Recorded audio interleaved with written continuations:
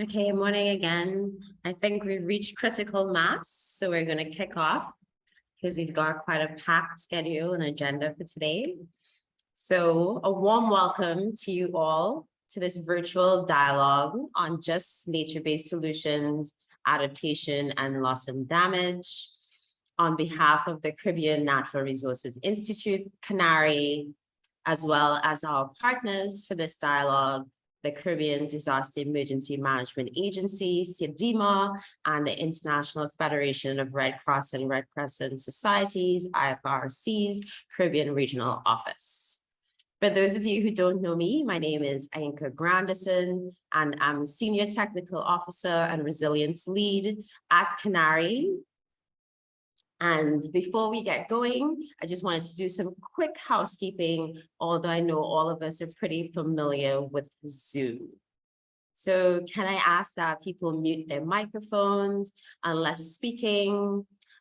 Because we're actually expecting quite a number of people to join us today, we'll ask you to turn off your camera unless you're speaking. This will just help us with bandwidth and making sure that everything runs smoothly. Feel free to use the chat box if you have any queries, particularly if you're having any technical difficulties with hearing us or seeing the presentations, etc. We'll be monitoring the chat, and my colleague Aaron Peter will be able to help you troubleshoot. We want this to be interactive, so please raise your hand if you wish to ask questions during the Q&A, and jump in when we're in the breakout sessions and having a nice, hopefully interactive discussions. If for some reason your audio is not working that well, feel free to use the chat. As I said, we'll be monitoring it, so we'll be able to pick up any of your responses or questions or comments. And finally, as you can see, we are recording this session, so we will be able to share a link to the recording as well as any slides and other materials post the dialogue. So today's dialogue is actually being supported jointly by two initiatives. So firstly, it's supported by the project Amplifying Local Voices for Just and Climate Resilient COVID-19 Recovery, which is being implemented by Canary and Panos Caribbean with funding from the Open Society Foundations. Under this project, we recently launched back in March 2022, the Caribbean Climate Justice Alliance, as we saw a real need to bring together what are now smaller, disconnected efforts by different civil society organizations and other actors in academia, creative arts, the media, and even individual activists to try to leverage the synergies, enhance knowledge sharing, and facilitate joint learning and action to build a stronger movement regionally. So this alliance is really aiming to build a really united, amplified civil society voice to enhance the effectiveness and impact of calls for climate justice. And this is related both to environmental justice, economic justice, and social justice, and really focuses on the most vulnerable groups in the Caribbean and amplifying their voices. So the Alliance has 4 objectives. I'm not going to go into a lot of detail, but just let you know, we're focusing obviously on advocacy to amplify those voices and really call for more pro-poor, just, sustainable, resilient approaches to development. We're looking at mobilizing and encouraging more practical action and really holding our governments accountable, as well as the private sector, for their commitments to deliver on climate action and ensure just and fair outcomes. We're also looking at how we can better document and share what's working, what's not, and really scale up and replicate those successes. And finally, fostering collaboration and strengthening capacity and strategic partnerships, not just among civil society and other non-state actors, but also with key government and development partners that are promoting climate justice.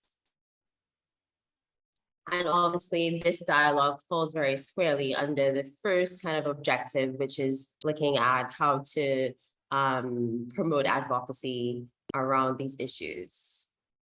So the dialogue is also supported by another project, CSOs for Disaster Resilience, which focuses on engaging at-risk communities in decision-making, including on conservation, sustainable management, and restoration of natural ecosystems to reduce disaster risks and help people and systems to adapt. So Canary is actually working with 6 partners, CSOs in Antigua and Barbuda, Dominica, and Grenada, to empower them and build their capacity to implement community-based and nature-based solutions to address hurricanes and other climate extremes.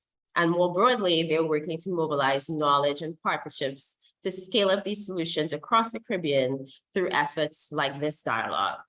So my colleague Candace, who leads this work and that project team, are just wrapping up phase 1 of this project this month, and we'll actually be moving to phase 2 from October 2022, which will be for a further 3 years. And in this new phase, we'll actually be expanding to target 4 countries, and we'll be adding St. Vincent and the Grenadines. And so I think with that introduction, I really wanted to kind of hone in on our objectives for today. So we're really looking to focusing our attention on issues related to just nature-based solutions, adaptation and loss and damage, and what they mean for the Caribbean in the face of the climate crisis. Main objectives are really about enhancing understanding of the different perspectives and linkages between nature-based solutions, adaptation and loss and damage, and climate justice in the Caribbean, facilitating more knowledge exchange and learning around climate justice and building community resilience with an emphasis on community-based and nature-based solutions and what is needed to scale this up. And finally, we're also looking to have some agreement, consensus around some of the priorities for action to really inform some of the collective advocacy work that we want to do with the Caribbean Climate Justice Alliance. So this is a brief overview of our agenda, which most of you should have received, which includes plenary presentations, followed by Q&A and interactive discussions in breakout groups. So I think without much further ado, I would like us to kick off by doing some introductions. So I'll ask you to put your full name and organizations in the chat to introduce yourselves. Welcome all. And I'll give you guys 30 seconds to do this.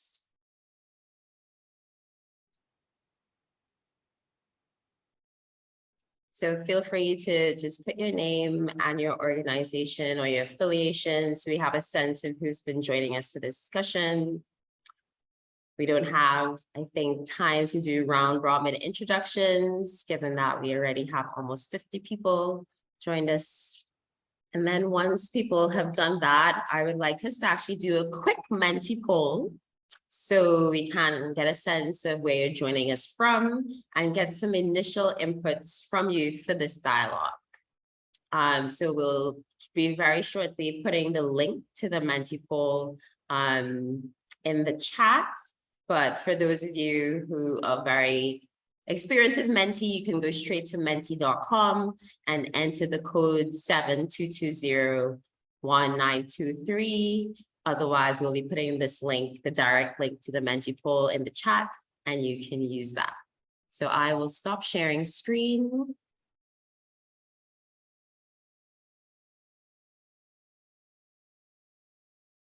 And ask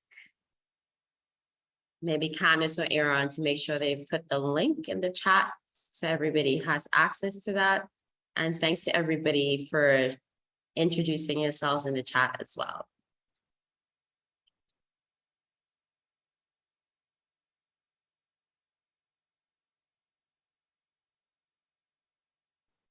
So we can see in real time some of the responses to the Menti poll. So we've got people joining us from several parts of the Caribbean: Bahamas, Barbados, Dominica, Grenada, Guyana, Jamaica, Trinidad and Tobago, and as well other. So there's maybe people based in the US and other parts that are joining us today.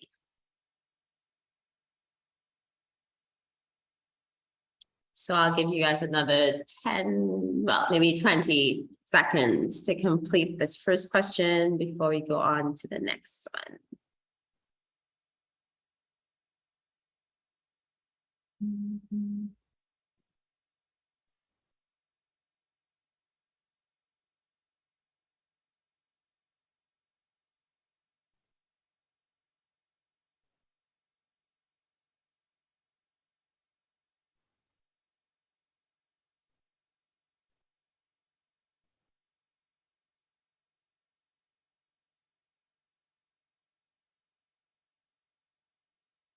Okay, so I think we can go to the next question.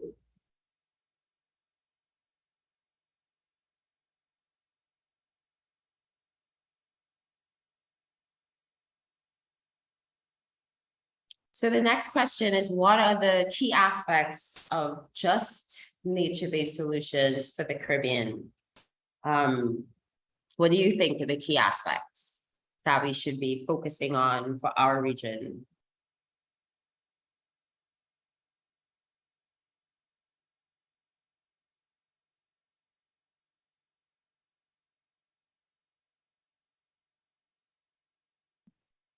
So we have run response, inclusion, which is a really good one.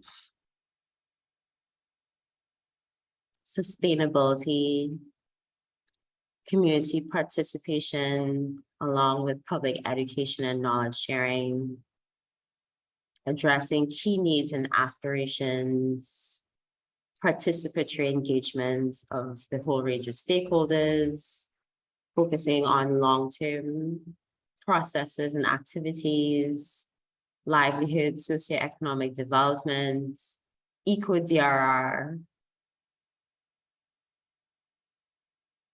using endemic organisms and materials, community involvement, youth involvement.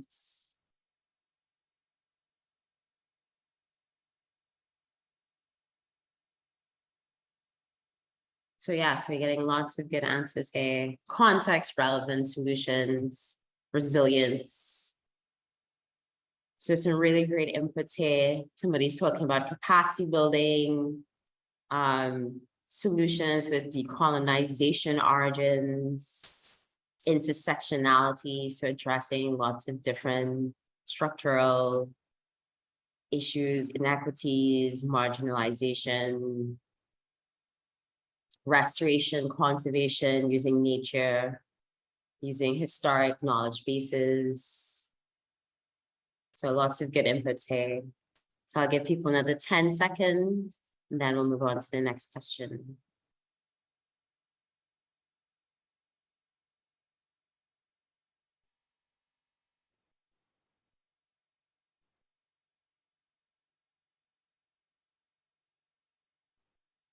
Monitoring to track success. This is really good. Gender mainstreaming. I know it's hard to see all of the entries on Menti when it's like this. So transparency, equity, and inclusion, really good. Eco-friendly, using local and native solutions, knowledge practices, integration of work in colonies and independent countries. So I think with that, we've got a lot of nice responses here on one of some of the key aspects. So I think we can go to the next question. So let's switch focus and think about what are some of the aspects of adaptation or loss and damage that we should be focusing on to ensure just outcomes in the region.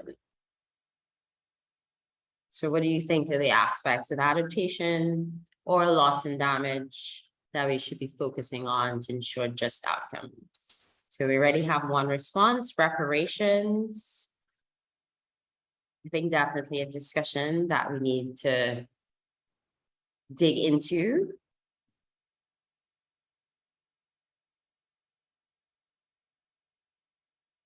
So climate justice, equity, supporting the most vulnerable, looking at deforestation due to overdevelopment, as forests is an important resource, having ongoing dialogue with communities,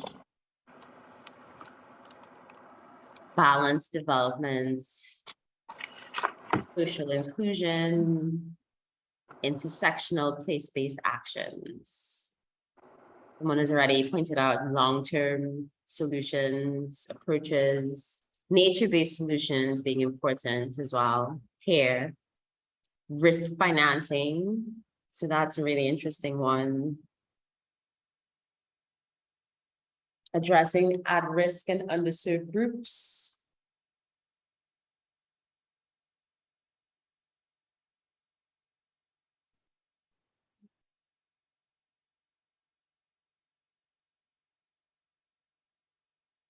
Ensuring financial support is received in a timely fashion.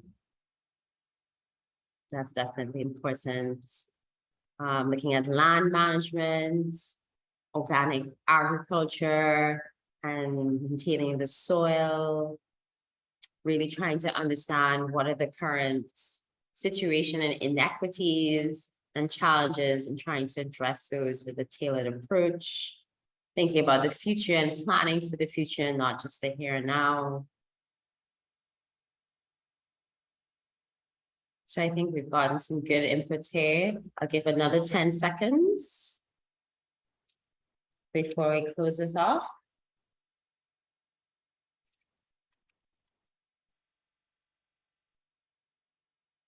Open opportunities for all types of, I can't see the rest, but types of countries, linking to the Sustainable Development Goals, the SDGs, capacity building of the groups that are doing adaptation, water, and regenerative models. And there's something else below that, but I can't see it. So I think with that, you guys can continue to do the Menti poll, but I'm just gonna ask Aaron to stop sharing screen. And with that, I think we can kick off with our first presentation for today. So I'm very pleased to be able to invite Dr. Del Thomas, Caribbean Science Lead at Climate Analytics and Senior Fellow at the Climate Change Adaptation and Resilience Center at the University of Bahamas, to present and share her insights on climate adaptation and loss and damage in the Caribbean. As a contributing author to recent IPCC reports, and someone who's advocated, I think, tirelessly at COP and various global events, including with the Association of Small Island States, OASIS. I'm really excited to have her here with us today to help set the context for our discussion. So over to you, Adele. Thank you, Anka, for that welcome. And hello, good morning, good afternoon, everyone. Very happy to be here with you this morning. My presentation is really going to be setting the scene on the topics of climate change adaptation and loss and damage in the Caribbean. So what I'm going to be presenting on briefly this morning is an overview of key terms and topics so that we have a common basis for our discussion. I saw in the comments that we have people from quite a different backgrounds and organizations. So firstly, I'll just be looking at what is it that we mean by adaptation and loss and damage, and providing some basic definitions and categories. I'll look at some of the key linkages between adaptation, loss and damage, and climate justice. And then finally, highlight some of the ongoing issues in the United Nations Framework Convention on Climate Change, and linkages to national and subnational action and advocacy in the Caribbean. And all of this is really to spur our dialogue on where we as an alliance can be most active, and to ensure that some of these ongoing international processes and resources that they may provide are being informed by our experiences in the region. So firstly, what is it that we mean by adaptation? There are many different definitions of adaptation.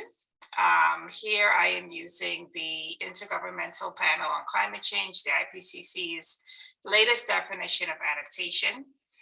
Adaptation can be broken down into adaptation in human systems, which are actions that are taken by people, and adaptation in natural systems, which are things that occur naturally in the environment. So in human systems, adaptation can be understood as deliberately taking action due to the impacts of climate change. These actions can be taken preemptively, so they can be taken in anticipation of an impact occurring, but they can also be taken after an impact already happens, and you see the need to make a change in order to prevent similar impacts from occurring in the future. Adaptation can be taken with the goal of reducing climate impacts, or it can be taken to take advantage of some type of opportunity that climate impacts present. And the opportunities of climate impacts, the classical example is new shipping routes to the Arctic, where there was once ice, but there's no longer ice. In the Caribbean context, the vast majority of climate impacts are harmful. And so there has not been much exploration of how to take advantage of any positive impacts of climate change. And what we've really focused on in the region is how to reduce the harmful impacts of climate change through adaptation. We also have adaptation that takes place in natural systems.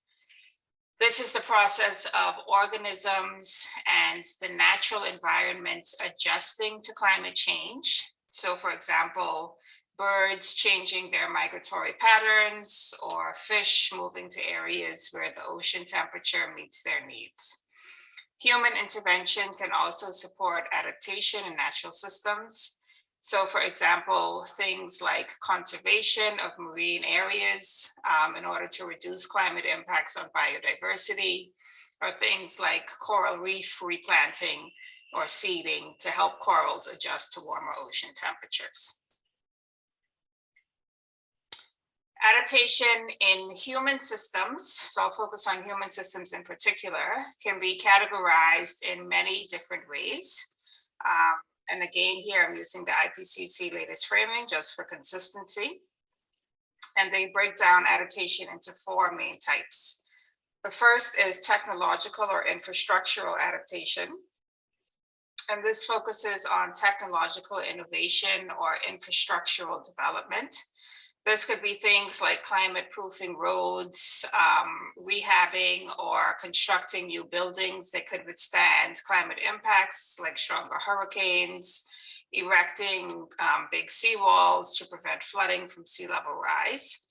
This is often the most expensive form of adaptation. And we find this type of adaptation taking place in more densely populated areas like cities. And we also see this type of adaptation being more common in the global north than what we've seen thus far in the Caribbean. The second type is institutional adaptation, and this focuses on governance and institutional capabilities. So this could be things like introducing or amending legislation and policies, improving capacities to plan and to implement adaptation, things that are more related to the process of adapting. And we've seen this category of adaptation being pretty common throughout the Caribbean. There are lots of adaptation projects that have focused on building capacity, on developing plans for adaptation, on improving relationships between different institutions. And all of this helps with improving the institutional context for adaptation to take place. But unfortunately, if there isn't enough funding available, or if there are other major barriers, then it can be difficult to move from planning adaptation to actually implementing adaptation measures. And we see this as a common problem in the Caribbean. Lots of focus on institutional adaptation, which then doesn't always translate into action on the ground. The third main category is nature-based adaptation. and this is also called ecosystem-based adaptation. This focuses on ecosystem services, so ensuring that the natural environment is able to continue to provide benefits to people. This could be things like coral reef restoration or mangrove restoration that help to reduce coastal erosion, protect from hurricanes, support biodiversity. And we've seen this type of adaptation being pretty prevalent in the region. There are lots of pilot projects at the community scale focusing on nature-based adaptation. And this is promoted as a relatively low cost and no regrets approach to adaptation. But there are some challenges with nature-based adaptation. As we start experiencing more intense climate impacts, then this type of nature-based adaptation may no longer be feasible, particularly for the Caribbean. So for example, the majority of coral reefs aren't projected to be able to survive as we exceed 1.5 degrees of warming. And at 2 degrees, the ability of mangroves to survive is also limited. So we will have to balance our expectations of the benefits of nature-based adaptation with what's happening in terms of climate impact intensity. And the last main category is behavioral or cultural adaptation. And these are lifestyle or behavioral changes that are largely taken by individuals or at the households level. And these are often taken after climate impacts have been experienced. So for example, you experience some type of coastal erosion on your property, so you put up some type of barrier to prevent further erosion from taking place. And these are often smaller scaled adaptation responses. And we've been seeing a lot of this taking place in the region. People may not call it adaptation, but people are responding to climate impacts that they are feeling already. And unfortunately, the costs of this type of behavioral and cultural adaptation are mostly borne by individuals and households without much external assistance or support. So moving on to loss and damage. So adaptation is linked to loss and damage, but it is not the same. Loss and damage is also defined in many different ways, and it means different things to different groups of people.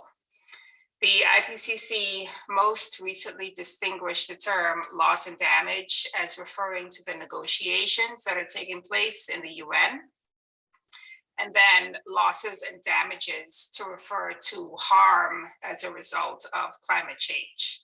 But overall, a sort of working definition of loss and damage is the negative consequences of climate change that occur from both slow onset events like sea level rise, as well as from extreme events like hurricanes. Loss and damage can also be further categorized. And again, there are many different categories that can be used. The two most common categories that are used are economic and non-economic loss and damage. So economic loss and damage, these are things that we can assign a monetary value to relatively easily. For example, damage to buildings as a result of a hurricane, the lost value of crops due to droughts, tourism losses due to a hurricane's effects. We can calculate the monetary value of this type of loss and damage. Non-economic losses are much more difficult to quantify and to monetize. So things like impacts to health as a result of being displaced, mental trauma, climate anxiety, loss of culture, loss of territory. Loss and damage is a really pressing concern for the Caribbean. Climate change is often referred to as an existential threat for us, threatening the ability for us to even continue to live on our islands. And loss and damage is already being experienced throughout the region and is often concentrated in communities that are most vulnerable and least able to cope with these impacts. So for example, low-income households are often unable to recover from the impacts of a hurricane, They have no insurance, no savings, limited government support if their homes are destroyed and their jobs and livelihoods are lost. So loss and damage is already quite a prevalent issue in the Caribbean. So moving on to some of the key linkages between adaptation, loss and damage, and climate justice. And I've highlighted just a few aspects of climate justice to get us thinking about these issues. So the first is the link to procedural justice. And procedural justice generally refers to meaningful participation and inclusion of traditionally underrepresented groups in decision-making processes. So for adaptation and loss and damage at the national and subnational scales, procedural justice then translates into frontline communities that are experiencing climate impacts being integrally involved in decision-making. Too often we see adaptation projects being developed either by external agencies or at the national level by governments, and they only pay lip service to stakeholder engagement. And this has resulted in adaptation projects that don't actually meet the needs of those communities and where there is very limited community buy-in. For loss and damage, we need better inclusion of communities and households to identify what type of assistance they need and how it could be best provided. So not just being the end users of interventions, but rather being involved in developing solutions that are locally appropriate and locally meaningful. The second is the link to distributive justice. And distributive justice deals with the fair distribution of resources so that it reaches and benefits the most marginalized and vulnerable. As it relates to adaptation, we need to ensure that adaptation measures don't just benefit places and people that are already well-resourced. We need to ensure that adaptation is actually providing benefits to those that are most vulnerable and least able to adapt.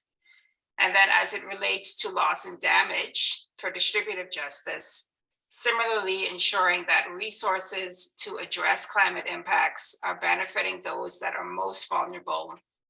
And these are often the ones that have contributed the least to climate change and its impacts at both global and national scales. And lastly, we are seeing an increase in calls for reparative or restorative justice, particularly as it relates to loss and damage. And this type of justice centers on those who have been harmed. It focuses on repairing past harms, stopping present harm, and preventing the reproduction of harm. And the responsibility for doing this is placed on those that have caused harm in the first place. As it relates to loss and damage, there are calls for developed countries that have emitted the most historically and benefited the most from those emissions, now being obligated to provide finance and support to address loss and damage that is being disproportionately experienced by the global South. And this relates a lot to the types of finance and support that should be provided for adaptation and for loss and damage. So finance and support should be in the form of grants and other types of assistance that do not need to be repaid. Caribbean countries and organizations shouldn't be taking out loans or taking on debt for adaptation and loss and damage because we are not responsible for these impacts. And so we see this framing of reparative and restorative justice coming up more and more as the impacts and costs of climate change are escalating.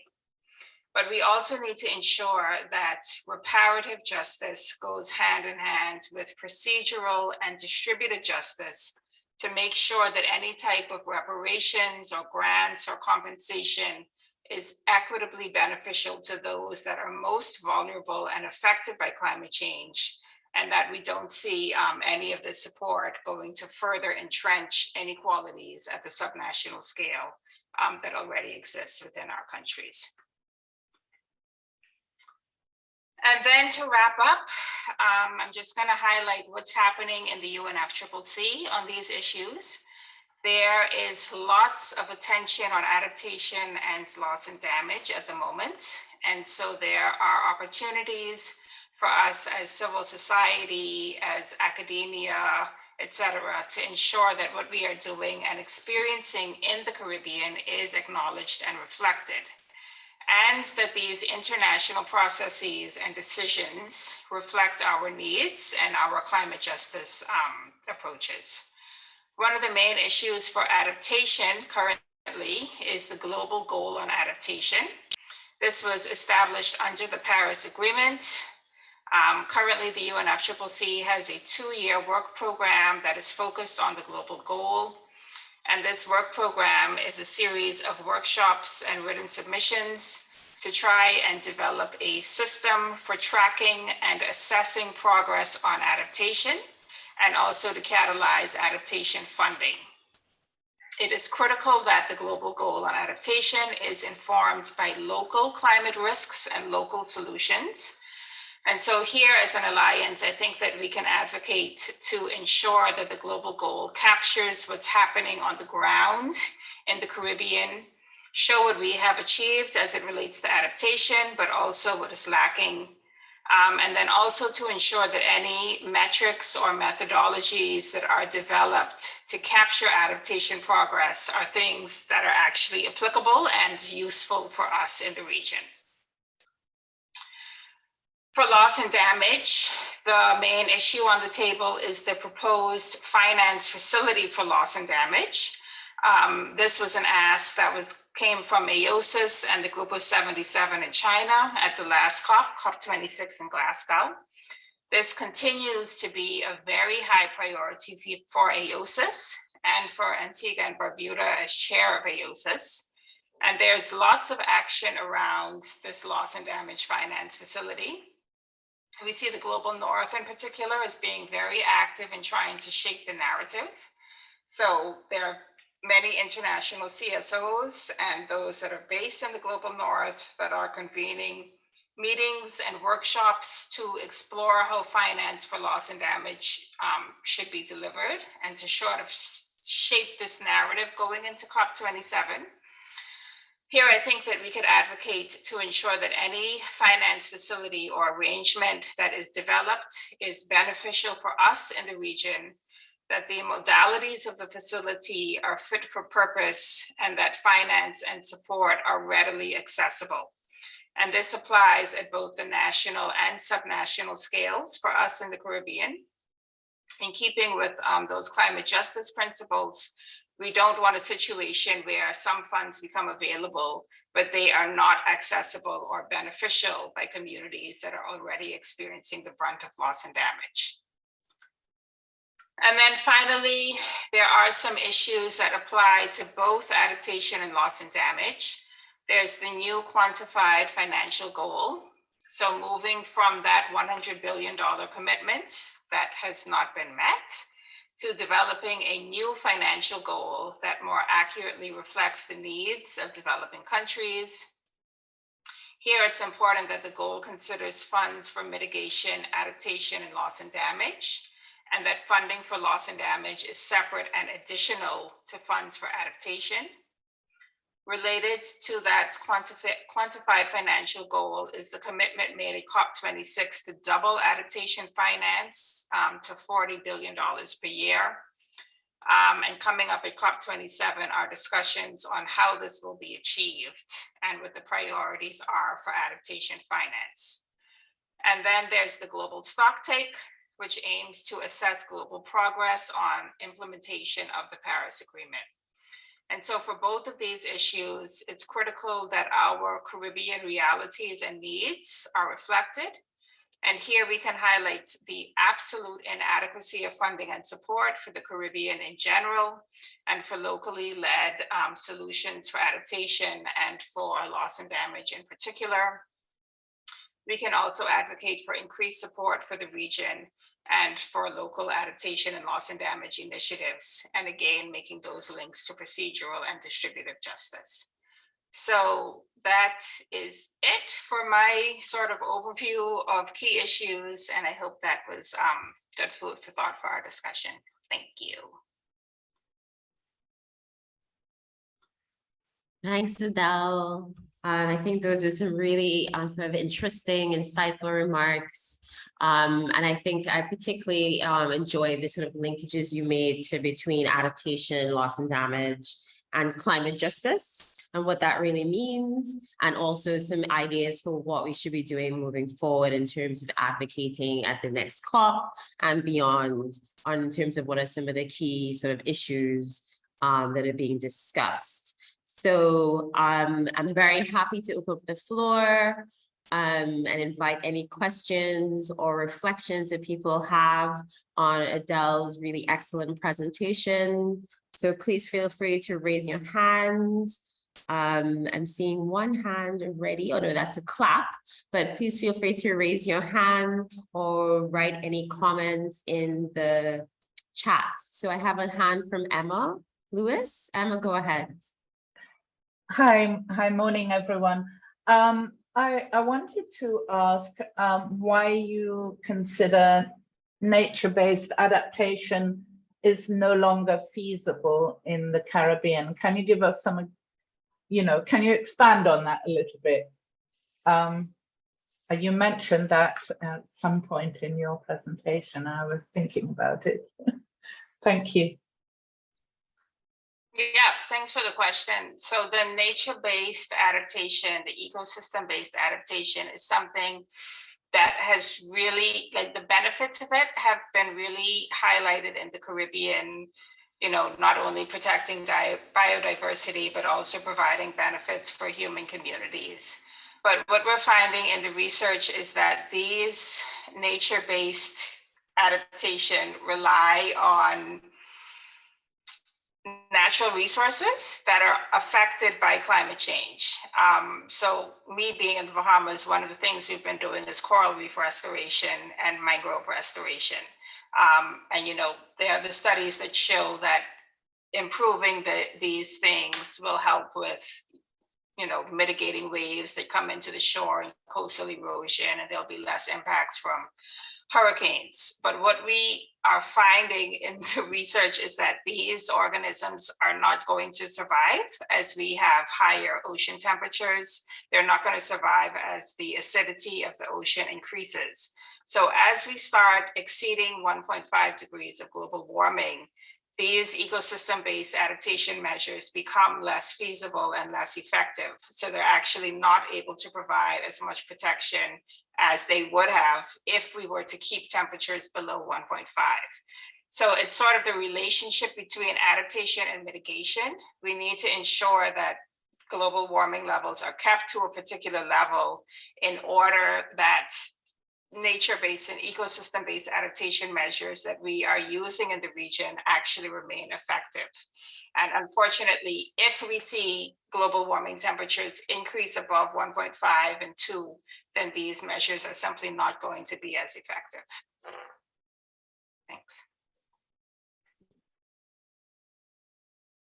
Thanks for that question, Emma. I think a really interesting discussion, especially as we're talking about just nature-based solutions along with adaptation and loss and damage today. I see a hand from Aisha Constable. Please go ahead. Good morning, everyone. Can you confirm that you're hearing me, Anka?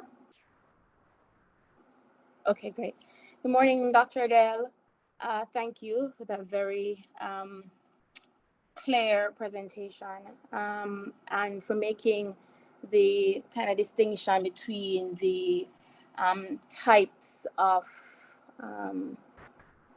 the approaches to justice and the framing of justice in the context of loss and damage, rather. And you spoke to the global stocktake and the global goal for adaptation. And I'm just thinking in the Caribbean context where data gaps are always a permanent issue.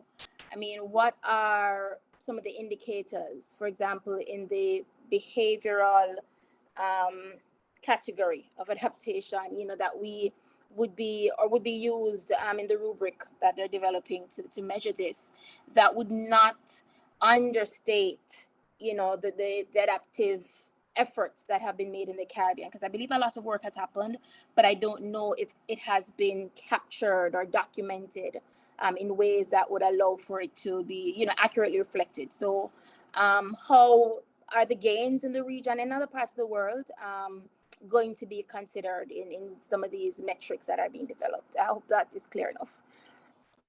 Yeah, hi, Aisha, and thanks for that question. That you bring up one of the key problems that they're having now in trying to define the global goal on adaptation and in trying to come up with metrics that can capture what's happening on the ground, particularly in countries where there are data poor conditions, which is what we see throughout the Caribbean.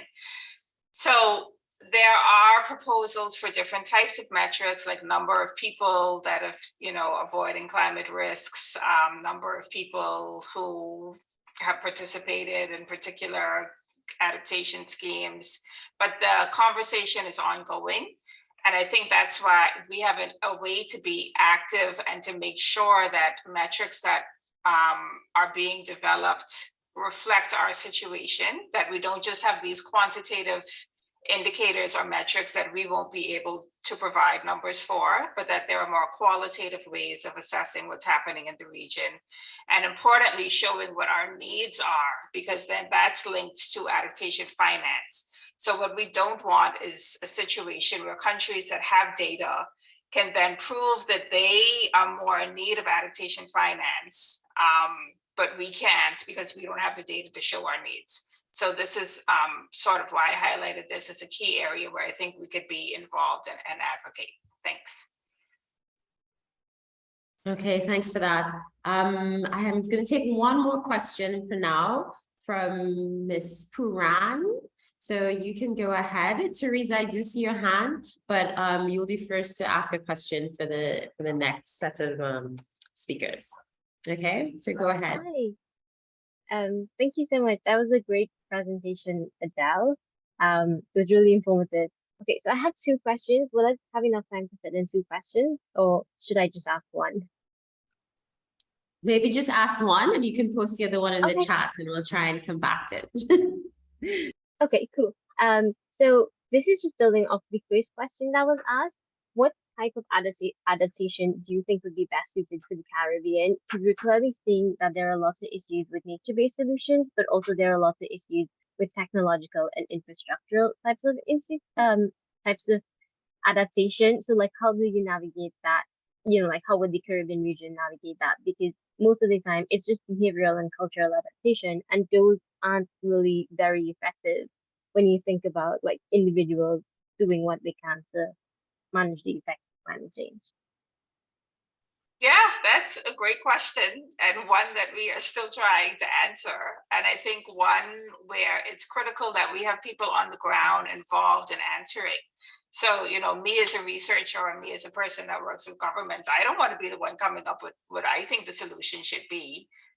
We know that adaptation is very locally specific, and we know that, I talked about procedural justice and having communities that are affected by adaptation being integrally involved from the beginning in developing what these solutions are. So rather than this top down, we should do this, we need to have both bottom up and top down coming together to define what those most effective solutions will be. And it's going to differ community by community, island by island, country by country throughout the Caribbean. And that's why I think adaptation and loss and damage are so interesting and very complex when you compare it to things like mitigation. So thanks for that question, and it highlights the need for a climate just approach to adaptation. Thank you so much. Yes, thank you so much for that question. And thanks again, Adele, for the presentation and for fielding some really, I think, interesting questions that have really got the sort of conversation and the juices flowing. So right now, I'm actually going to hand over to my colleague, Candice Ramkisoon, Technical Officer and Project Lead for the CSOs for Disaster Resilience Project, to introduce our next speaker. So over to you, Candice. Thank you very much, Anka. As Anka said, I have the pleasure of introducing our next speaker, who's actually going to be presenting on just nature-based solutions and resilience in the Caribbean. So I'll ask him to start getting his presentation ready. And as I do so, just to let you know, Jean Weiner is our next presenter, and he's the founder and executive director of Haiti's first coastal and marine environmental nonprofit, the Foundation for the Protection of Marine Biodiversity in Haiti, or FOPRVIM, which was founded in 1992. So Jean himself was raised in Haiti, born and raised in Haiti, and he's worked on environmental issues in general and on coastal and marine issues in Haiti in particular since 1991. In his work at FOPRVIM, he has executed a wide range of projects, including resource assessments, association building, environmental rehabilitation, community needs evaluations, and so on. And he's actually quite well known. He's Haiti's most awarded environmentalist and considered a national reference point for all things coastal and marine. So we'll post John's full bio in the chat, but now I'd just like to ask John to, I see John is on screen. John, do you want to share your presentation now? And you can get it. Sure. Can everyone hear me? Yes, we can. Okay. Well, thank you so much, first of all, for this invitation to present. It will be fairly quick and I hope informative on some of the activities that we've been undertaking in Haiti over the past 30 years or so. So I will be presenting on just nature-based solutions on coastal and marine zones in Haiti. First of all, I'd just like to let everybody know again that we are probably the worst, in the worst condition of any country in the Western Hemisphere, both economically and now socially. We're going through a particularly hard time right now in terms of security issues, and that is, of course, affecting all of our work. So first of all, I'd like to say that it is critically important to have everyone and anyone participate in as many activities as possible in terms of local communities, local government, national government, even partners in the NGO world, and just being able to get as much input from the people who will be most impacted by any of the activities we undertake in these situations. Without them, in most of the cases, I guess, in the Caribbean, without the support of the local communities, you will get nowhere. It's critically important that they be active participants, and in most cases, the top-down approach is not going to work.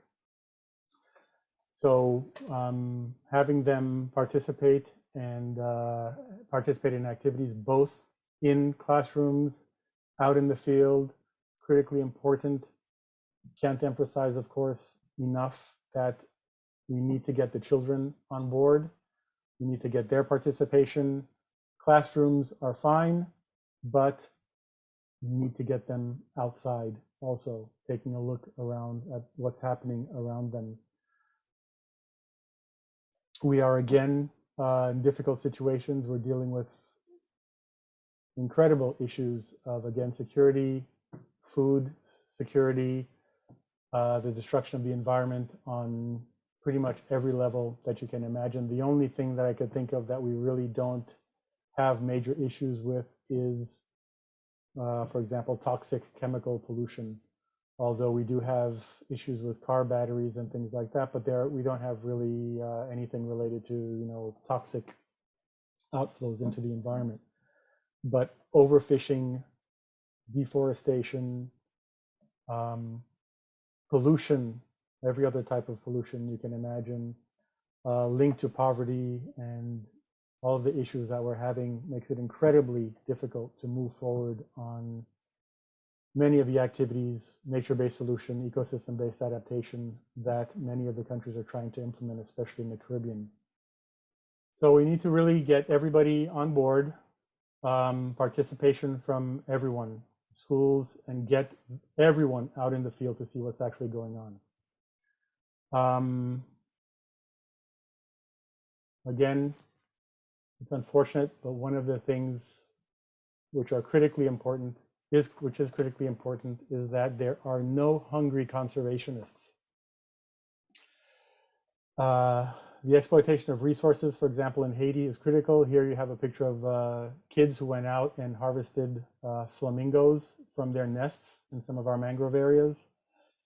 And you basically can't go around and, it looks bad, but you can't go around and start yelling at them or asking them why they're doing that and how bad it is for the environment when, if, for example, if they don't harvest resources every day, for example, the flamingos, fish, small lobster, etc., that they're not going to eat in that day. So there are no hungry conservationists. And I tell them also, because I know that my stomach is usually full when I go out to talk to them, that if there was one mangrove tree left on the planet and the only way I could feed my family was to cut down that mangrove tree, I would be the first person gnawing at it with my teeth if I had to. So you don't mess around with people who are hungry, who are poor, who are dealing with day-to-day activities, and it's critically important that those needs be met. The ideas of biodiversity, of nature-based solutions, of ecosystem-based adaptation are fine at certain levels, but you really need to dig deeper to be able to actually impact and speak to people and know where they're coming from in order to really affect change with them. So some of the issues we're confronting in Haiti, deforestation. These are red mangroves, and these are being prepared to be converted into charcoal. Fisheries issues in which there's overexploitation of the fisheries resources. These are not sardines or other small fish. These are dolphin and snapper and parrotfish and all which have been harvested as juveniles because of bad fishing methods. If you look through it, there's all types of fish which should be left to grow and develop. And this is what it's come down to, the overexploitation of resources. This, you'll probably have two buckets here of fish which would need to be separated among the 8 fishermen that are on the boat. And this is about 12 hours worth of work.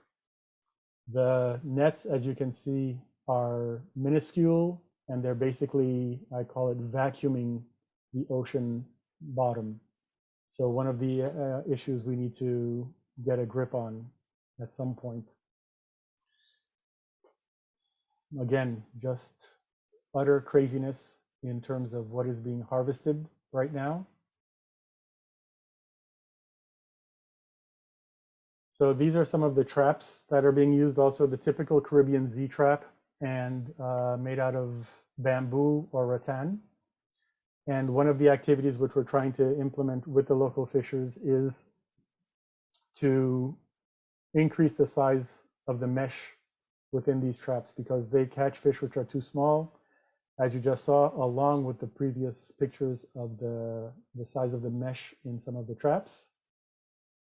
So we have the mesh size, which we're trying to expand. The coin which you just saw is about 20 millimeters. And what we're trying to get the fishers to expand into now is this ball, which is about 50 millimeters. So the size of the mesh will allow larger fish to go through instead of capturing all the juveniles that are currently being harvested.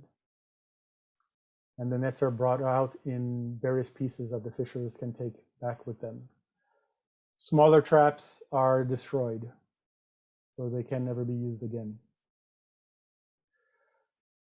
Again, working with the local communities, spearfishing is illegal in Haiti, and we are hoping to be able to change that law. We feel that if the fishers can go out and selectively harvest larger fish in smaller quantities, that it would do a lot and go a long way towards helping with some of the solutions with the fisheries issues that we're having in Haiti.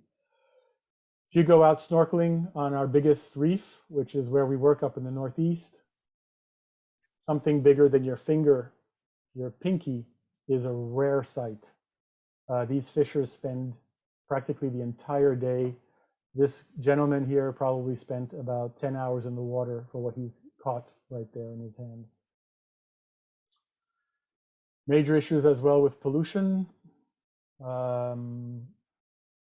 Waste management in Haiti is non-existent, and this includes outhouses. People take advantage of rains when they come to take their trash out and dump it in the street, washed into the ravine, down the ravine, into the ocean, and often back onto shore. We apologize to many of our down current participants because we know that we've had trash from Haiti show up on beaches in Jamaica, Cuba, Cayman Islands, Mexico, Gulf Coast of the US, and even along the East Coast of the US. A lot of our beaches look like this. And it's used as a dumping ground. This is a case of a city called IAF, in which the mayor of the city actually told people that when they have trash to get rid of, to actually go dump it in the ocean downtown. So again, working with some of the local communities, a lot of our activities engage, well, most of our activities engage local communities. And it's also a question of providing them with income, providing them with a sense of community, and also getting the local communities to understand that what they're doing is damaging everything that they're working for, the fish, the mangroves in their local areas, tourism. No tourist wants to go to a dirty place. So I mean, we can go on and on, but it's just a question of trying to get the local communities to participate, because they've always felt that they're not participants in anything that happens in the country. And it's a way for them to help out, make a little bit of income sometimes, and also help with the education activities and trying to show them that if they clean up, if they help with mangroves, if they help with the fisheries, that things can potentially get better. And we've been doing it for 30 years. It's still something which we try to push because there are still so many communities which need to be impacted and communities which need to be helped. One of the activities which we've undertaken in terms of recycling, we have these plastic containers which we cut the heads off of and use them as plant pots often. The bane of my existence, besides trash all over the place, is the plastic polyethylene bags which a lot of organizations use for reforestation activities. So again, we have a pollution issue, we have trash, we don't know what to do with it. If we can give it a second or third life in helping out with the development of new plants, I think that that's a great way to help, again, nature-based solutions, trying to convert some of the issues that we have into a potential benefit. So local communities make money by collecting the containers, by cutting the heads off, filling the plant pots, working in the nurseries, and eventually planting, replanting some of these plantules. We have issues in a lot of our coastal communities with salt production. Salt production, again, an income generating activity, generally in coastal zones, highly destructive to a lot of the coastal zones because of the destruction of mangroves. As you can see here, this is Caracol up in the Northeast. You have salt pans in some of the mangrove areas. Some are on the salt flats, but many are being developed inside of the mangrove areas. And we're trying to work with local government to get them to stop any more expansions into the mangrove areas. Again, we have issues because the local governments are not interested. The local governments are weak, and we're basically on our own in terms of trying to work with local communities to get them to stop and to be able to manage the resources in the area better. So back to charcoal production. When we speak to some of the people making charcoal, again, they have no other option, is what they'll tell you. It's free, quote unquote, free public resource. The wood is a free public resource, and they have no options, no other way to make a living. So we need to help in providing options, whether or not it's, and I think they're both linked, paying some of the people working, some of the people in the local communities to work on reforestation activities, cleanup activities, and the like, or whether it's payment for ecosystem services. There needs to be some type of benefit for the people to help and participate.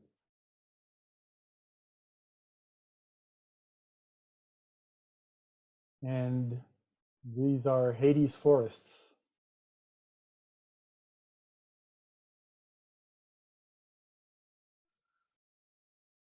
So some of our reforestation activities with mangroves. This area clearly had been cut for mangrove harvesting. We're figuring about 10 or 15 years ago. So we decided to increase our efforts in certain areas in Haiti. Another issue that we're having is animals. We have lots of feral animals, and especially goats and cows. They go in. For some reason, they find our mangroves particularly tasty. I think it must be the salt on the leaves. So we have had to fence in a lot of the areas where we decided to undertake mangrove restoration. Again, local communities are involved. Local communities are there to help us with this, setting up the fences, doing the mangrove restoration activities. In large part, it's the women in these communities who are interested in helping out with ecosystem-based adaptation or nature-based solutions. It's them who are generally the ones who manage the finances in the families and find this a great way to not only be able to participate in their local communities, but to make a little bit of extra money. And our participants in some of these activities are 75% or 90% women, which is great for us. So again, we've had to fence in large parts of areas where we intend to undertake mangrove restoration activities, which unfortunately adds a large financial burden to the projects. And we found, though, that it's almost the only way we can undertake some of these activities and be successful. So in some places, it's 1 kilometer or 2 or more of fencing in the areas where we're deciding to work. You can see here some of the activities where we have mangroves planted already in the baskets. We'll get to the baskets in a sec. Again, bane of my existence, the plastic bags. And again, working. Again, sorry to interrupt, just quickly flagging that you have about 2 more minutes to wrap up your presentation, so we can take some questions as well. Okay. So again, working with the local communities, we have them make biodegradable plant pots for us that we use for the mangroves, so the roots can stay stable when we transplant them from one place to another. These are made out of bamboo in general, and again, another source of income for the local communities. Working with the ladies as well again. Local communities, our mangroves growing well in our plant pots. again, generating funds and money for local communities versus buying, for example, the polyethylene bags, which you can see a few in the back, but we're trying to eliminate that. Again, local communities helping out everywhere in all of these activities. One of our mangrove reforestation sites, one of our villains who happened to get into through our fencing. I think he'll make a nice hamburger one day. Getting the children involved, critically important, bringing them out to see the work that we're doing. So before and during 1.5 years of work.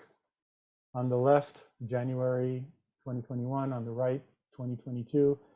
This is probably the only mangrove restoration activity where you can actually see the difference and where you can go and visit. The only site in Haiti where you can do this, where you can actually do this. Again, providing options, providing additional income, our apiculture activities, generally put inside some of the mangrove areas so that you can make mangrove linked apiculture. Some of the hives, again, teaching, providing the options, getting everybody involved, showing how to make hives, marketing that we're helping local people with, fruit tree production for distribution to the local communities, helping with development of these are some of our nature environmental guards that we're training and snorkeling, getting out and talking to people, finding out what is going on, what they want, what they see as issues and potential solutions. One of our kayaking activities for ecosystem-based adaptation, getting people to understand that it's not just extraction. If you can get tourists to come and pay you $50 to go spend, a few hours on a kayak and show them the beauty that it's not just extracting mangroves, extracting fishing and all of that. We would like to get into seaweed production at some point, some of our coral restoration activities, and that's about it for me. Thank you very much, Josh, for taking us on that sort of visual storytelling journey. And I think, really highlighting, of course, the issues, but also the efforts, I think, that are being made on the ground in Haiti, including nature-based solutions and also highlighting the importance of including the communities and how you're doing that. I know the time didn't allow us to dig too much into, the sort of strategies, but I think what we'll do is open up some questions, see if anyone in the audience would like to ask anything to John. I'm gonna just have a look in the chat. If you can put your hand up if you have questions. Okay, I see Emma. Emma, you can go ahead. Yes, hi. It was just towards the end that you mentioned agriculture and so on. If food security is obviously a major issue, how can you encourage agriculture that producing actual production of food and rather than, as you say, extraction? And could organic agriculture take off in Haiti? I'm just thinking that in terms of livelihoods, alternative livelihoods, things like beekeeping and agriculture and so different, maybe, I don't know if you do, greenhouse farming, greenhouse production, for example, which we do in Jamaica. I don't know how you feel about that. Is there much more potential for that, as well as obviously trying to preserve the natural resources? No, absolutely. For us, however, we are a coastal and marine NGO. So we tend to concentrate most of our activities in the coastal zone with fishermen and coastal communities. The agricultural part in many areas is not an option, but in some areas certainly it is. But for us, we're trying to provide the fishers in particular and those in the coastal communities with options which they feel comfortable with. I don't think, well, we've asked and none of the fishermen would feel terribly comfortable going and trying to, you know, raise corn or enter an industry in which there would be fruit production or things along those lines. So we're trying to give them things which feel comfortable for them, trying to work with them on the fishing, the fisheries, the mangroves, which again, they're comfortable with in the water. The apiculture is probably as far as we've gone in terms of something which is not wholly coastal and marine, but we're trying to link it to the mangroves and mangrove-linked apiculture so that they can see that there are other ways of making a living from the mangroves rather than just cutting it down. So trying to add value to mangrove ecosystems, for example, in the production of honey. So hopefully these same people who've worked with us in developing of the mangrove nurseries and reforestation of the mangroves and mangrove honey will be the biggest advocates in protecting the mangroves from being cut down now, because they're making another type of living from the mangroves. And the fishery is the same. A lot of the fishermen have told us that, yes, increasing the mesh size is helping, and it's things like that. The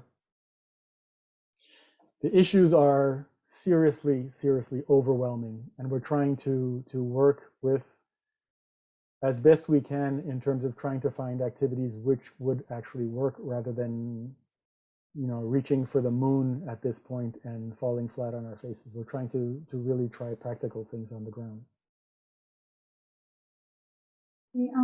I that sort of helps answer your question, and I did want to. I'm seeing a question come in the chat, but I did want to, like, we promised Theresa the opportunity to ask a question to the next speaker. So, Theresa, not to put you on the spot, but did you have a question you wanted to ask Jean? No, I don't. I just wanted to say thank you for sharing, though. I wondered, though, well, maybe I do have a question. I saw your the switching out of the use of the plastic bags with the bamboo.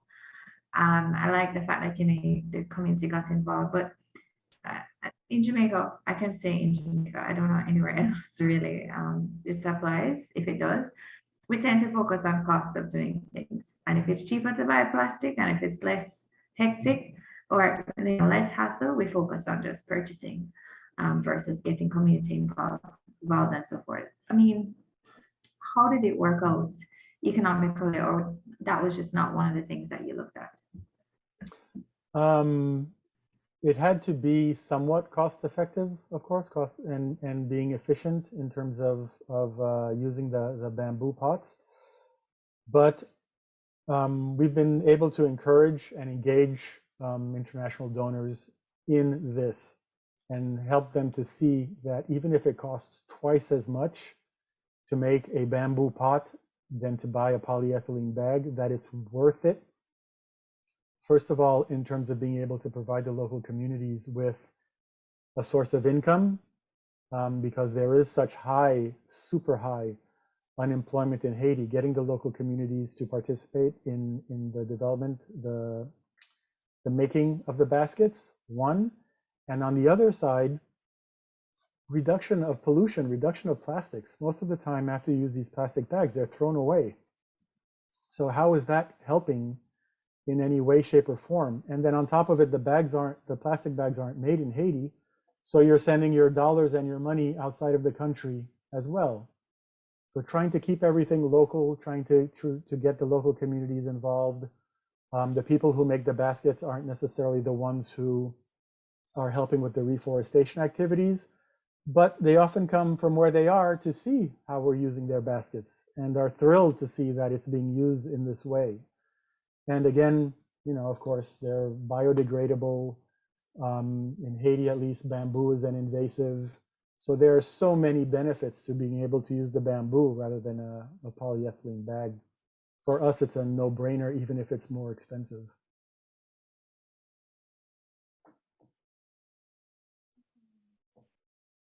And thanks for that. I don't know if there's any response or reaction to that. I encourage just a quick check that we have an opportunity for one last question, or should we take it to?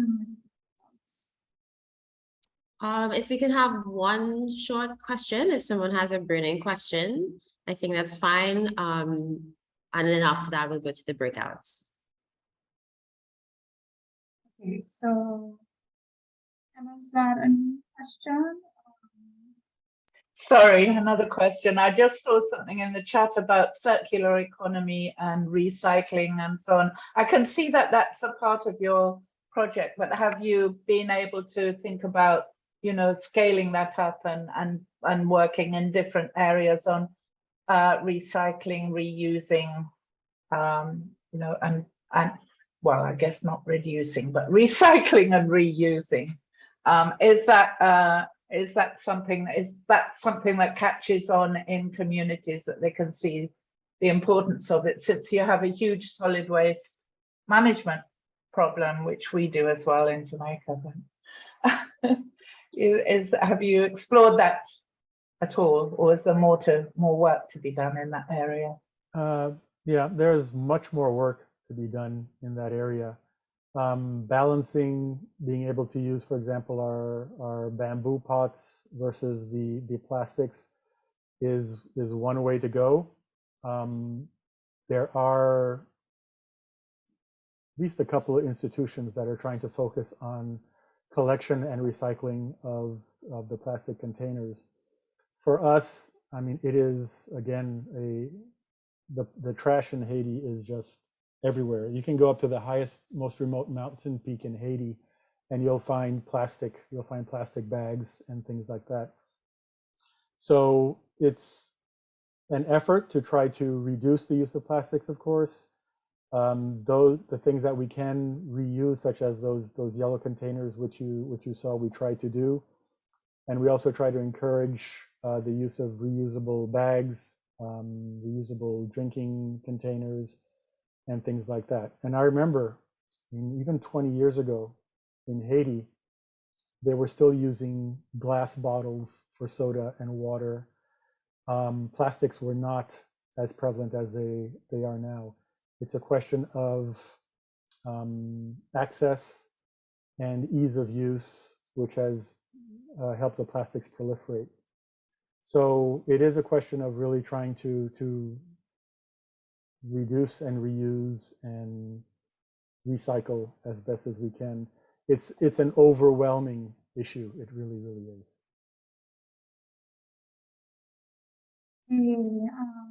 Thank you very much for that, John, and also again for your presentation. Like I said, I think we continue in the details, and I'm going to pass back over to Anna going with the rest.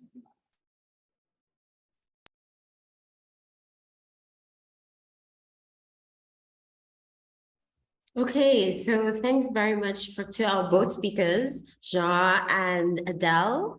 And I think with that kind of setting the scene and having us really think about what does it mean to adapt, what does it mean for loss and damage, what do just nature-based solutions mean for the region, we want to invite you guys to join 3 breakout groups.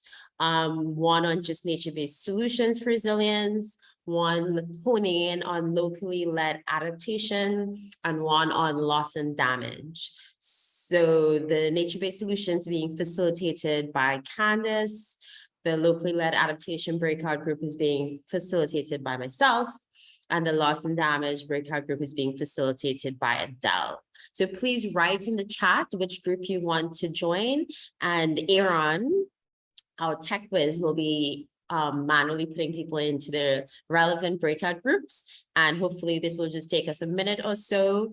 And given that we're running a bit behind, I'm going to say let's go until 12:10. So we'll give ourselves 40 minutes for these breakouts and see how much discussion we can have. So please write in the chat which breakout group you want to go into, and we'll see you in the breakouts. Okay, so welcome back everybody from your breakout groups. Hope you had a really great discussion. I am going to invite breakout group 1 to report back very briefly. So only, I think, 2 minutes for your report back on what you came out of the Just Nature-Based Solutions for Resilience group discussion. Thanks, Anka. I'm going to ask our rapporteur, DT, to do the report for us. Yes, hi everyone. Confirm you can share my see my screen. I'm sharing it. Yes, you can. Okay, great. So yes, we did have a lively discussion and I hope I was able to capture all of the points. But looking at the priorities and promoting just nature-based solutions, one of the topics that came up was inclusivity and equity. So to ensure the solutions are benefiting vulnerable groups, and we did identify these stakeholders as residents, communities involved, indigenous groups, vulnerable and minority groups. And what does being inclusive mean? That is community members who don't have a voice, who aren't high profile, and they're often forgotten and marginalized. So defining those groups as well.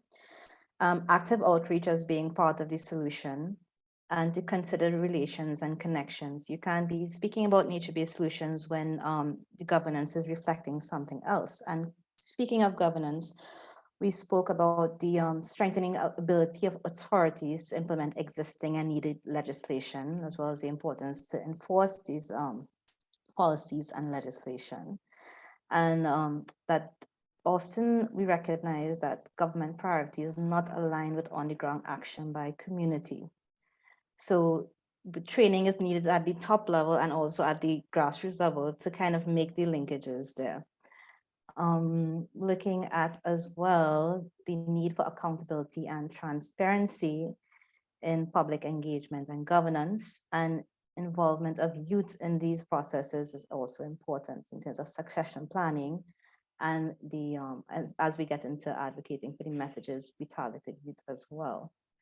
We had some other points that came up, looking at science and data-based decisions and solutions using current information, expert-based information, for example, that are local or that's applicable to the region. So climate change models, for example. Yeah, and of course, long-term commitments, financing resources to ensure the goals are achieved. So frontline communities were identified as the vulnerable groups. Some of the key advocacy messages coming up from our discussions, this might just be a fraction of what was discussed, but national companies, supranational companies need to be called out, and to encourage dialogue at the regional and local, to encourage dialogue between communities to support, calling out these companies as well. So the One Caribbean team was explored. So advocates and communities are not alone, so they can notice similarities of what these companies are doing regionally to support learning, and to support, banding together when it comes to fighting these issues within the region. Some other messages looked at solutions need to be reflected in policies and laws, strengthening institutional frameworks. We also looked at advocate for local authorities to take more responsibilities, though we identified there are often lack of resources within local authorities. So therefore NGOs can act as intermediary between local communities and local governments. Some messaging that do some quotations that we took was the time is now to make change, and we don't have the luxury of procrastination. What is in it for me? So advocacy within local communities themselves, and also what is my or our responsibility to hold policymakers accountable. And coming to our last slide, some strategies that we discussed, and I think one of the major one was that regional voice is important. So looking at lobbying groups, watchdog, independent watchdog organization, a joint platform to share community actions and to help provide regional support and learning, tailoring advocacy towards younger persons, use of social media, spreading messages widely through the hashtag method, empowering journalists within the region, highlighting that stories can change culture, and of course, looking at our developing our elevator pitch. So in a nutshell, that was a discussion from group 1, and I'll pass back to Ainka. Thanks, Aditi, for a nice, concise summary of the key points coming out of that breakout group, which was actually really interesting. And I guess you guys managed to cover quite a bit. So that's good. I will then hand over to Crystal, who rapporteured with me on breakout group 2 on locally led adaptation. So over to you, Crystal, to just report back on some of the key points of discussion from our group. Hi, good afternoon, everyone. So these are some of the top things that came out from our discussion in the locally led adaptation group. So for one, we discussed what are the priorities for promoting locally led adaptation. And we identified that, organizations in small island developing states may not necessarily have the capacity to take on some of the adaptation work and that is needed to make the connections between social and environmental justice. So that should be a priority going forward. We also identified that, communities need to be educated on the implications of their activities. We talked about, building in certain areas where it's flood prone or, likely to experience landslides and things like that. And we need to find some sort of balance between the social needs, the needs for housing, for example, and the opportunities and the mitigation solutions that we come up with for these groups. We also identified that there needs to be a link between climate adaptation and urban planning, as well as between public health and urban areas that have very dense populations and experience things like air quality issues and urban heat and communicable diseases. Shelter, houses and constructions that should not be, prioritized just after disasters. We find that there, in the Caribbean and for some countries in particular, there's a lot of poor construction, and that coupled with climate change can be a major issue. And we need to also look at things like, the need for water management and sewage infrastructure in these areas, which can, have implication for public health, etc.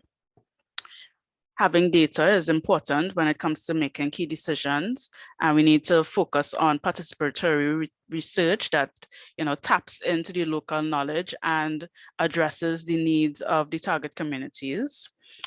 We identified also that the cultural and historic knowledge in some of the overseas territories need to be considered, because oftentimes these islands, they are under the jurisdiction of the United States or France, etc. However, they are geographically located in the Caribbean, and sometimes these larger countries may not understand, the local conditions and be able to implement adaptation in a way that is cognizant of the local conditions. We need to focus on urban adaptation, which was something that we, focused on quite a bit in this group. We talked about, the density and really need for proper infrastructure, etc. We also need to strengthen community flood early warning system in Trinidad and Tobago through like installing re-engages, establishing formalized interagency coordination, etc. So remember, we only have 2 minutes to report back. So yes. you have to just 30 seconds. So okay. We identified a few frontline communities, fisherfolk and coastal resource users, builders, developers, urban city dwellers, and other vulnerable groups, the women, youth, persons with disabilities, etc. And some of the key advocacy messages that came out: climate adaptation should be everyone's business. We need to fortify our mangroves and reefs as a first line of defense. We need to prioritize what is important in the local context, and youth and young people will be left to inherit the state of the earth without having contributed to its detriment. So those are a few of the key messages that came out. We did not get around to addressing the final question. So yes, that'll be all from me. Thank you very much, Crystal. And so on to our third group, led by Adele Thomas, focusing on loss and damage. So I don't know who's supposed to be reporting back, but go ahead and remember we just have 2 minutes to report back. Okay, we had a really good discussion. For the first question, we looked at the priorities in addressing loss and damage. These were identified as the persons and communities that are vulnerable. We looked at the capacity to implement sustainable solutions, that persons needed to have that capacity built. We looked at the sort of struggle and the imbalance between whether a person should be receiving grants or loans as part of preparation efforts. Other areas that we identified was actual funding for training at the grassroots level so that the needs assessments could be conducted better by the communities, and that once they've conducted a proper needs assessment, they could then adapt and adopt resilient solutions. So they're not implementing the same thing over and over again with mixed or failed results. We also identified women and other vulnerable groups and children as being very vulnerable. And of course, the data gaps, right? That there's data from the front lines that is either missing or and is essential, and that we need that data to actually implement adequate solutions and help to form part of the monitoring and evaluation that has to be done. In our second question, we looked at who are the frontline communities. So we identified usual players, coastal communities, hillside communities, women, youth, migrants. You know, we had the point made that perhaps all Caribbean communities are frontline because of the size and because of, you know, the vulnerability and potential impacts. We also said differently, able persons should be considered frontline given the challenges that they may face in regard to accessibility. Moving on to the key advocacy messages, we identified that definitely empowering communities or empowering affected communities was vital. We said that our narratives needed to be clear and direct, and it should be delivered by members of the communities that have been impacted or that are most likely to be impacted, so that the voices are actually genuine. You know, we spoke about making sure that we identify properly that linkage between loss and damage and debt, and any kind of debt restructuring or debt swapping or any debt cancellation that has to be done, which brings us to strategies for effectively delivering these messages. We spoke about the message needing to be easily repeated, easily communicated, because it needs to be one voice, and that echoed in one of the earlier business messages. That, you know, we have to pay attention to any potential trigger words, even though for the global north, all words may be trigger words, but we're looking at, you know, do we use words like climate justice, sorry, versus climate equity, or do we try to use another word instead of reparation?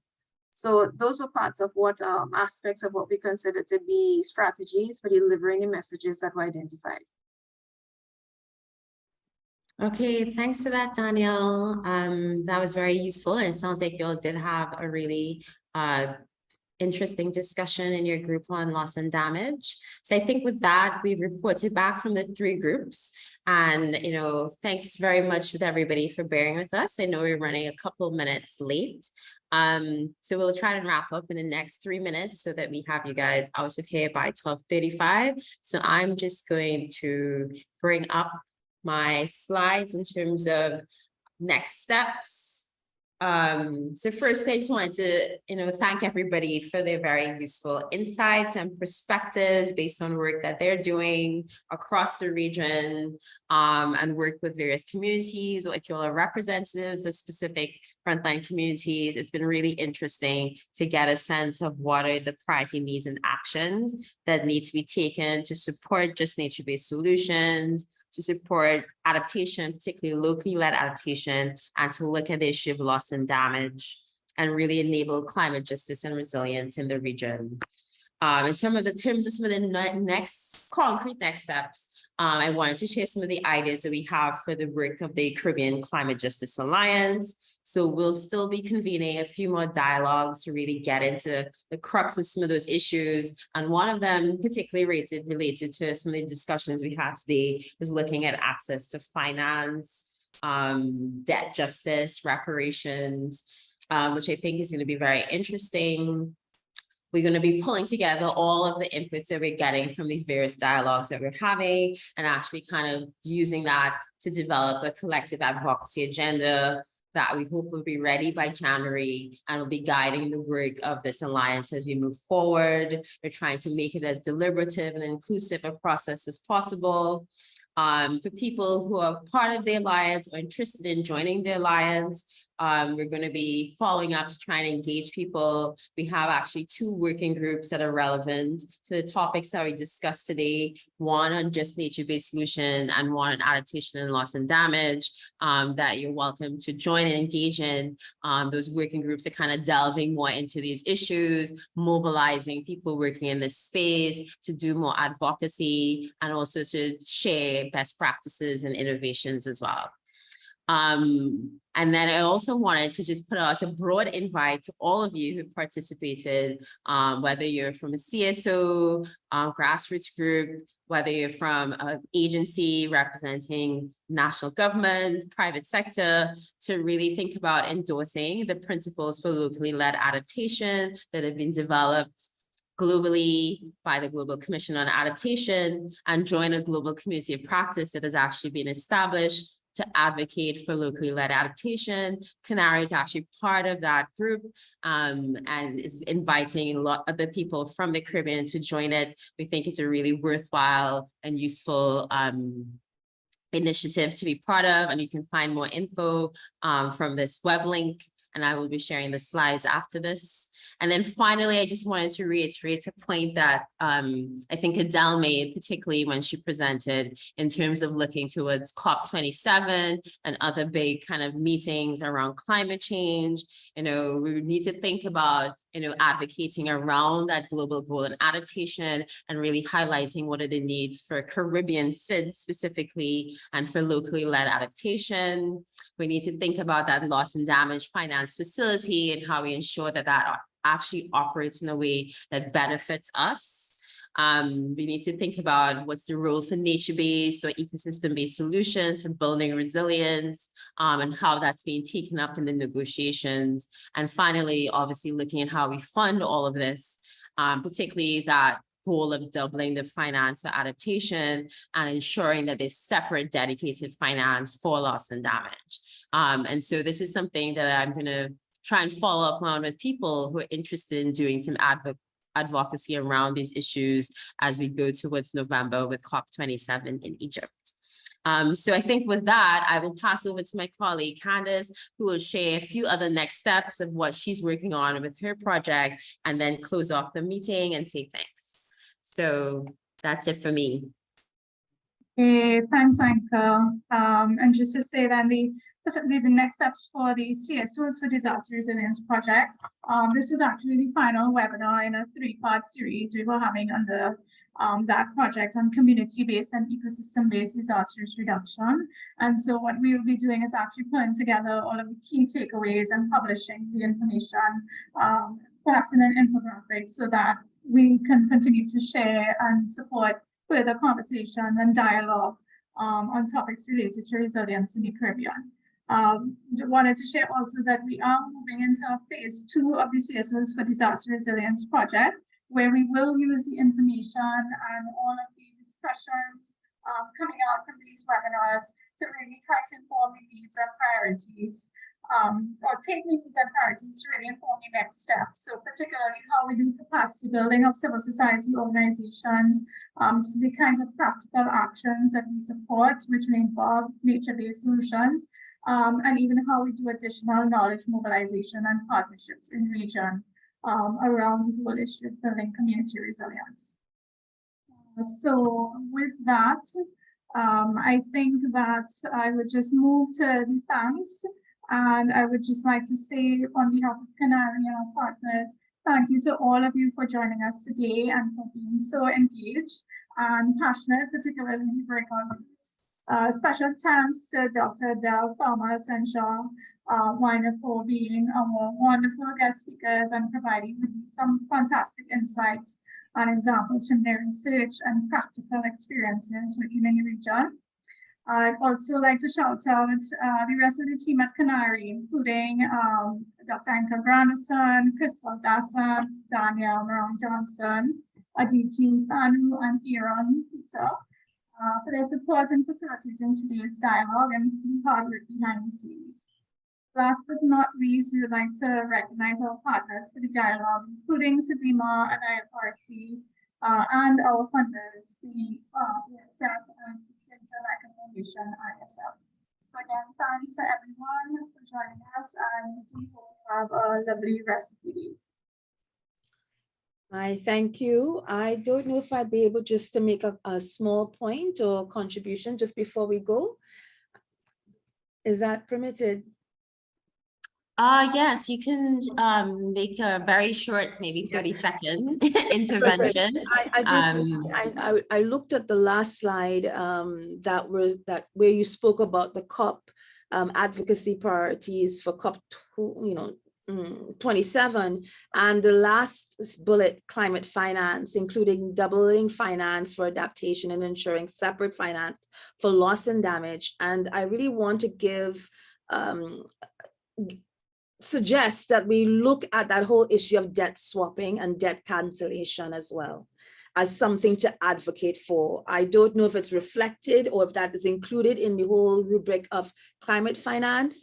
But very often when you hear the term climate finance, you think of, okay, means for getting funding to do stuff.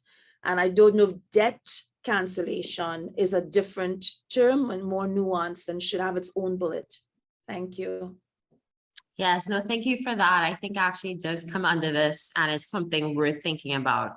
And actually, we do want to tie that into conversations around climate finance when we have a dedicated session on this as part of our series of dialogue. So thanks for that. Okay, thank you. And thanks everyone for a wonderful session. Yeah, so thank you, everybody. If anybody who has a little bit of spare time, we'll be re-showing the video that we showed at the beginning that many of you may have missed. It's just 4 minutes long, but otherwise have a great rest of your day. And thanks for joining us. And we'll be in touch with the recording, notes from the meeting, as well as slides. Stay safe, be well.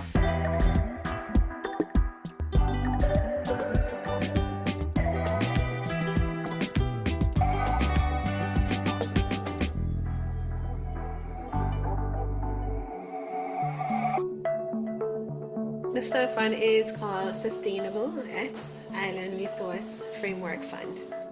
And basically what it's meant to do, it's meant to assist us as a country to provide dedicated financing to do environmental protection.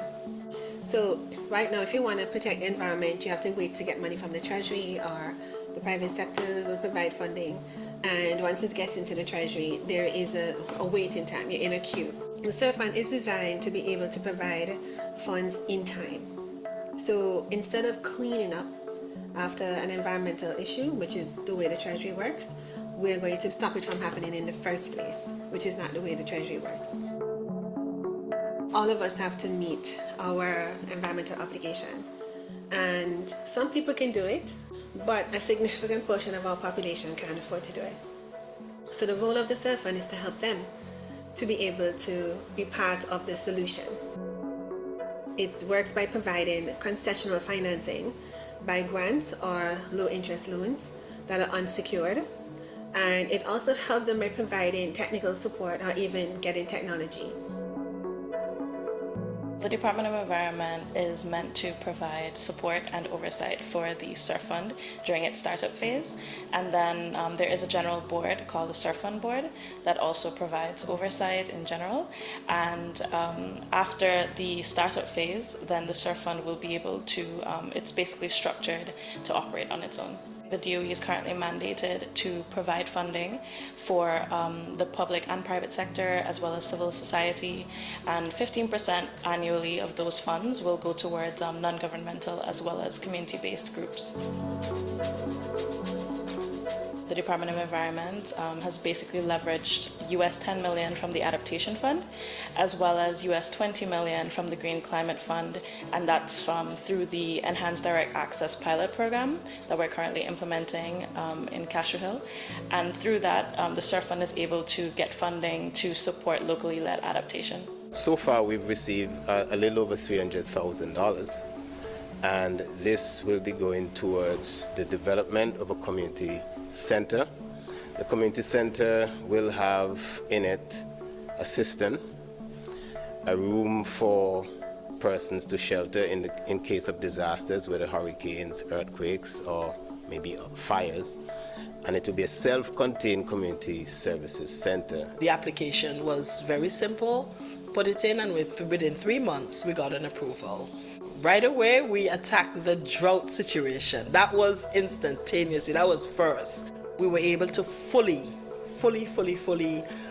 extend the guttering, seamless gutters around the house. The SURF Fund coming on stream allowed us to do that. We were also able to acquire 2 additional tanks, water tanks as a backup supply, 1,000 gallons. So that's 2,000 additional gallons. And recently we got an additional tank as well because it's just so important. I am very happy to be a part of the program, and I am hopeful that it will do much more for the citizens. One of the other aspects is that for gender inclusivity, we're making sure that there is no longer gender inequality when we look at projects. The SURF Fund can be judged basically by how easy it is to access the funding that we have, and that everybody can access, including no matter how much you earn. So that is what the fund is supposed to do, basically level the playing field so everybody can participate in environmental management. The most innovative aspect of this is the risk, the financial risk the fund is willing to take.